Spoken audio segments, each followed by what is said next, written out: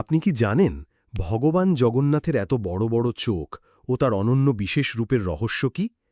দ্বারকায় কৃষ্ণের রানীরা শৈশবে বৃন্দাবন লীলার কথা জানতে চাইলে মা রোহিণী রাজি হন, তবে শর্ত দেন কৃষ্ণ ও বলরাম যেন না জানেন, না হলে আবেগে ভেসে আবার বৃন্দাবন চলে যেতে পারেন। তাই বোন সুভদ্রাকে দরজায় পাহারায় রাখা হয়।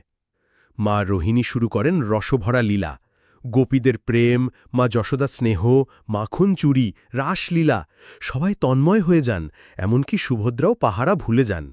এই সময় কৃষ্ণ আর বলরাম এসে লীলা শুনতে শুরু করেন।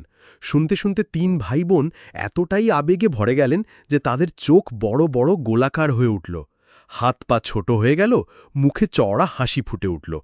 এই মহাভাবের রূপেই জগন্নাথ, বলরাম আর সুভদ্রা ভক্তদের দর্শন দেন। এমনই আরও গল্প পেতে আমাদের চ্যানেলটি সাবস্ক্রাইব করুন আর কমেন্টে জয় জগন্নাথ লিখতে ভুলবেন না।